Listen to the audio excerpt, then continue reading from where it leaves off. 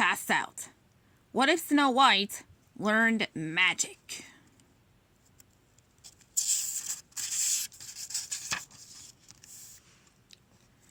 By Olivia Blackburn. The castle's grand feast hall had a magnificent flagstone floor, made of sleek gray stones from distant mines. The floor was regal and stately, fit for a king. Snow White loathed that floor. To be more accurate, she loathed the spaces between the flagstones, cracks that were too narrow to sweep out easily, but wide enough for crumbs to lodge inside. Cleaning the floor meant crawling through the hall to remove bits of debris by hand. Even if she bunched up her skirts for cushioning, her knees always ended up black and blue. "I'm almost done," she told Dottie. "I don't think the section over there is very dirty." Her conversation partner, she clicked her beak skeptically. The sparrow was a good listener and enjoyed staying with Snow White as she cleaned. Dottie especially enjoyed eating the occasional cake crumb that Snow White dislodged. And sometimes, she'd bring Snow White a sponge if she needed it. Snow White was battling a fossilized piece of venison when Dottie's siblings, Blue and Featherlight, flew in, chirping madly. At their panic, a chill ran over Snow White. It seemed that most of her existence could be split between two states. The hours when her stepmother was present, and when she was not. Imperious footsteps echoed down the hall as Snow White stood as they neared. She wasn't sure why she wanted to be on her feet when her stepmother entered. It wasn't as if the queen didn't know what Snow White was up to, since she was the one who'd forced her to work as a scullery maid in the first place. But something in Snow White wanted to send a message that she was more than her current circumstances. Snow White had been a beloved daughter once, and a princess. She still was a princess. The queen swept into the room, beautiful as always, with her statue-like features, a tall, regal frame. The black satin of her hooded gown that clung into her arms and head like a second skin. "Have you finished cleaning the dining room?" She didn't even look at Snow White when she spoke, as if the princess were not worth even that tiny acknowledgement. "I'm almost done." Snow White kept her gaze down and her tone respectful. Humiliation was nothing new, and she could endure any amount of it if she focused on the presence of the animals around her. The queen strode through the hall, scanning the floor. "There are crumbs between the flagstones. I haven't had time to clean that part yet." But Snow White bit her tongue. "Shoddy work," said the queen. "I don't even know why I feed and clothe you when you don't even earn your keep." Snow White thought back to that morning, when she'd visited Dottie at the bird bath and watched a sparrow splash water with her wings. She remembered the joy she had felt then, how they laughed. She took that joy and held it close. The queen slowed in her speech, as if suspecting that Snow White was not completely listening. "You'll have no midday meal," she said. "If you remedy your work by tonight, I might think about giving you supper." Snow White curtsied. "Yes, your majesty." Snow White spent another 2 hours cleaning the feast hall, ignoring the gnawing in her stomach as mealtime came and went. When she finished, she slipped out without waiting for her stepmother to inspect her work. The queen would always find fault with something. Better to leave and trust that she had cleaned well enough to avoid punishment. Snow White still didn't understand why the queen disliked her so, only that the icy glares and edged comments, while her father had been alive, turned into full-fledged malice after he'd died. For a long time, Snow White had tried to puzzle it out, wondering if she'd done something to offend the queen. Now, she'd done her best to be an obedient and dutiful stepdaughter, but nothing made a difference. She checked the position of the sun through the window. If she went to the kitchen now, the cooks might sneak her some bread, but she hated putting the servants at risk. Better if she found something to take her mind off her hunger. How about an adventure? She asked the birds. They tweeted their approval. Snow White grabbed a dust rag so she'd have an excuse for wandering.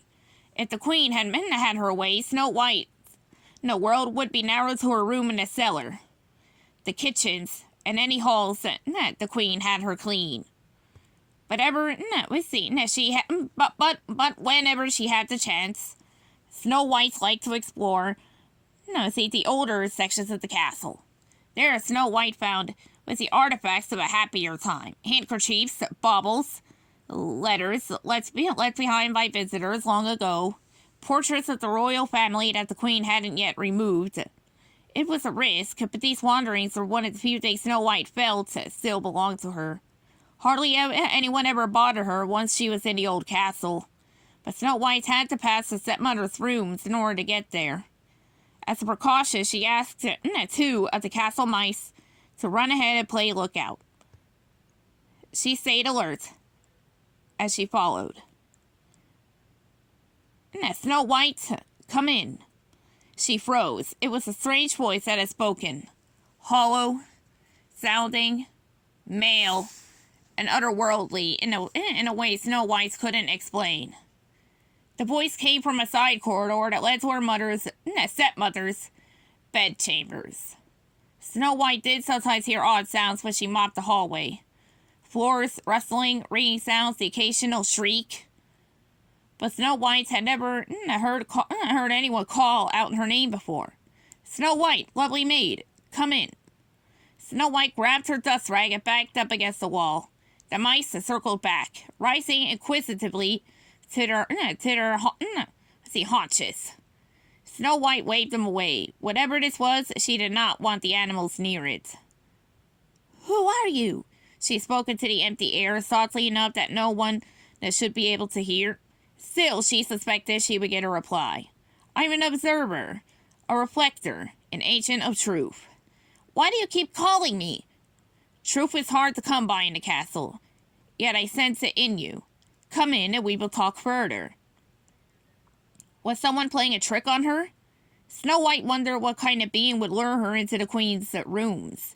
I can't go in. It's locked. You are mistaken. This door bears the same weakness as the ones that you discovered in the tower bedrooms. These words sent a chill down Snow White's spine. Had this mysterious speaker seen her exploring the castle? Once in the old wing, Snow White had, leaned against a locked door while pushing down on the handle. To her surprise, it had given way. She hadn't thought much of it at the time, since those chambers were always empty. The queen would punish me if I went into her rooms. You can risk punishment now or face far greater evils later. Dark days are coming for you, princess. Snow White wondered what those greater evils could possibly be. She was already a scullery maid without a father or a real mother.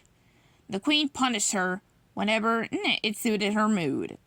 And yet, Snow White couldn't help feeling intrigued by the mysterious voice. She supposed she had little to lose. Taking a deep breath, Snow White slipped down the side corridor to the queen's bedchambers. A quarter turn on the doorknob until it caught, and then a push. The door creaked open, revealing a cavernous room with high ceilings. For a moment, Snow White stood at the doorway, taking it all in. On one side were a giant 4-poster bed, dressers, and cabinets. On the other was an alcove with stairs, leading to an enormous wall mirror. There was no one inside. Where are you? She asked. A wall holds me, but it does not limit me.